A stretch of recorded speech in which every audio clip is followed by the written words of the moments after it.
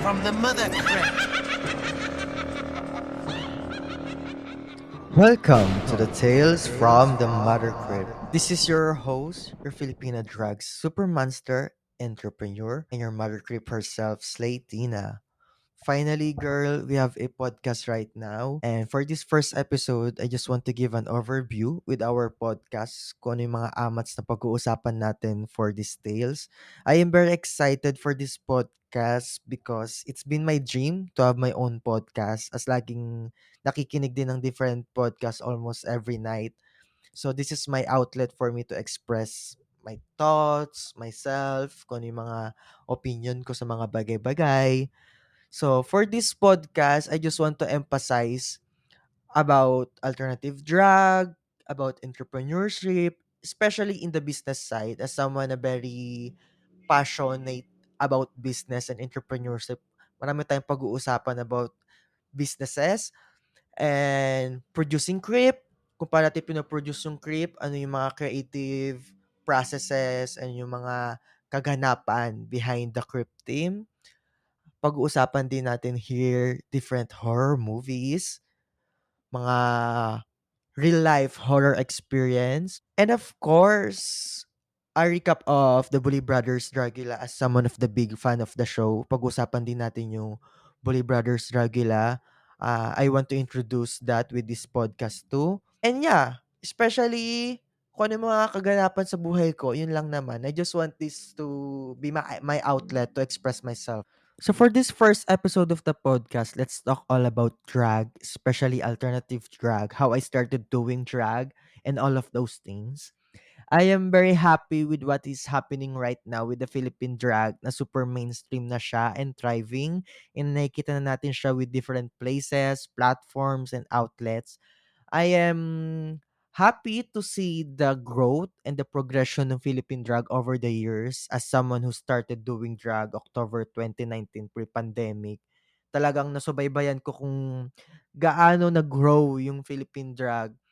And I think that's 5 years na. Tagal ko na palang nagda-drag. So, yeah, ang happy lang to be part of it and nakita mo yung pag-celebrate ng Philippine drag, and now all over the world is appreciating the Pinoy drag industry. So, kwento ko lang kung paano ko nag-start doing drag because this is my podcast, girl. Sino pa ba yung pagkakwentuhan natin kung this is Latina? So, ayun, I started doing drag October 2019, nasabi ko nga, and batang drag turtle talaga ako. I started drag October Halloween theme 2019. Doon ko na-meet si Mother Travesty. Hello, Mother Travesty. And then, the rest is history. Wow. Pero, yeah, nag-progress talaga and nakilala talaga sa Slaty na with the drug cartel. So, thank you so much, Nectar family, for the opportunity you have given to us na yung mga iconic drug artists here in the Philippines right now, masasabi natin na talagang most of them nagsimula sa drug cartel. 'Di ba? I will name it Miss Marina Summers, Miss Jade, Ovikant. Ayan yung mga ni-look up to ko, yung mga drug artists ever since then I started doing drag. So when I started doing drag, ang interesting lang kasi hindi ko nakita yung drag, kay RuPaul drag. So when I'm starting doing drag, ang interesting part of this kasi is ang pinakauna ko napanood na drag reality show is The Bully Brothers Dragula talaga. I think I remember watching it on YouTube, yung first season nila na super super luma pa yung feels talaga and super home run pa yung dating nung first season. Doon ko nakita yung drag. So kumbaga parang yung Dragula talaga yung nagbigay sa akin what is drag. Kaya nung nagsisimula ako ng first few years of my drag, talagang naging alternative, gory, SFX, like super experimental yung drag ko before. Like parang ang pinakauna ko atang makeup nun is SFX, prosthetics, girl. Kaya parang ang saya lang to see na nakita ko yung Dragula kasi without Dragula hindi ko din ma-appreciate yung alternative drag right now. And then ayun na, nagsunod-sunod na siya until I started watching RuPaul's Drag Race, and then I practice my drag, kung ano ba yung gusto ko sa drag ko. So, ayun, 'di ba nga dahil nga nasabi ko nga na I started na-introduce sa Dragula. So, kumbaga parang ever since then, rooted ko na talaga yung gory experimental drag way before 2019 pa. So, ayun, right now, I'm doing drag for almost 5 years na, I think. Ang tagal na rin pala nun, girl. Pero, yeah, marami pa tayong matututunan along the way. Before anything else, ano nga ba yung alternative drag? For me kasi when I say alternative drag, china-challenge niya yung norms of drag. For me, alternative drag is a self-expression on how we accept our queerness that focuses not just on beauty, glam, and kung ano yung standard na nakikita natin on the mainstream television. Mas china-challenge niya, mas pinapalawak niya yung usapin ng drag. And for me, that is so powerful. Kaya super na-hook din ako with this type of drag. Mas nagiging expressive ako, mas nagiging experimental. Mas na-excite ako actually to do more looks, to do different conceptual performances, kahit saang pang inspired yan, either politics, either horror movies, kung ano man yung amats ko sa utak ko. So, for me, there's no the right or wrong definition of it. But for me, as long as you are challenging the norm of drag, that is alternative drag. And when we look closely to the alternative drag scene here in the Philippines, talagang masasabi ko na, girl, sobrang diverse nung alternative drag and yung drag natin here in the Philippines kasi we all have different kinds of drug out there. We all have different types of drug out there.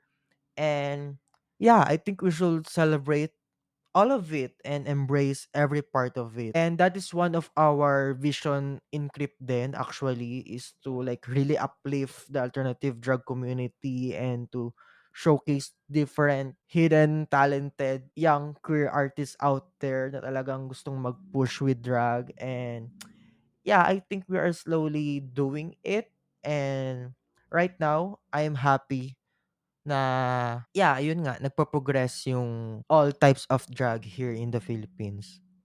So, moving on to the podcast, let's have a quick discussion with the Bully Brothers Dragula. Girl, sobrang pasabog nung season na to dahil ang lalakas. Actually, ang lalakas ng mga personalities, ang lalakas ng mga cast, yung mga looks. I think this is one of the most entertaining season ever. And yeah, my top three monsters are, I think, Grey Mother, Asia Consent, and Anti-Heroine. Girl, sobrang inspiring ng drag nila buong buo. Like, fully realize, like, ah, ang sarap to be inspired with that type of drag na buo ka. And super naaliw ako with the episode 3 ba, yun yung nagtapon ng manok. Like, girl, sobrang chaotic nung episode na to. Chaotic and fun. Sobrang entertaining.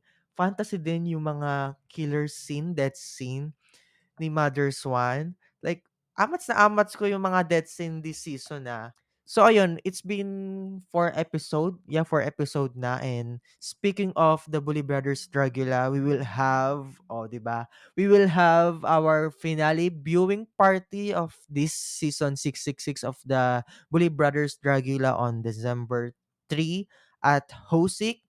And yeah, let's invite more people to come to the show para mas ma-explore nila yung Dragula and alternative world dahil super, like, girl, super amats talaga nung season na 'to. Like, kakaiba siya and super pasabog nung mga looks, nung mga floor show. I am wishing of more on location challenges dahil super amats ko yung mga, nasa different location sila. And girl, yung mga extermination this season, wild. Like from the first episode up to this fourth episode, ang lala. I think sa apat na extermination na yon, yeah, I can do it. Like, kaya ko siyang ilaban. Pero yung pinaka-terrifying sa akin with that is yung sharks first episode because I am afraid of the deep blue sea, the unknown.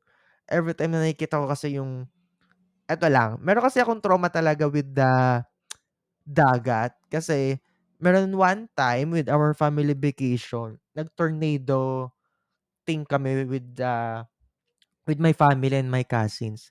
Tapos in the middle of the sea, nahulog ako. Like talagang umikot-ikot ako pailalim nung dagat. Ta's parang sobrang parang nakikita ko na yung ano nun, yung langit nun, akala ko, "Girl, mamamatay na ba ako?" Ganyan.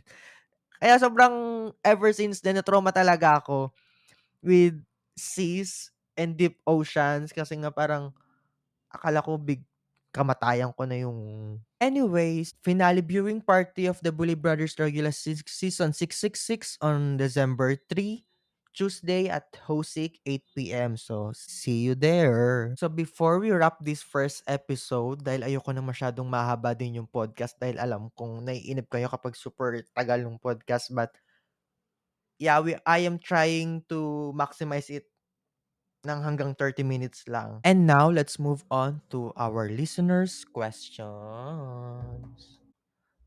Ari Lux asks, why did you choose alternative drag? What advice would you give to a baby drag queen? So, ayun nga, nakwento ko naman kanina why I did alternative drag because I was introduced with the Bully Brothers Dragula. The first thing I was finding what is drag in the internet, yung Dragula talaga yung bumungad sa akin. And I think ayun talaga yung nagpamulat sa akin with what kind of drag I really want to be. My advice with baby drag queens out there who wants to participate in the art of drag, just push yourself, try experimenting your drag, especially your drag out there.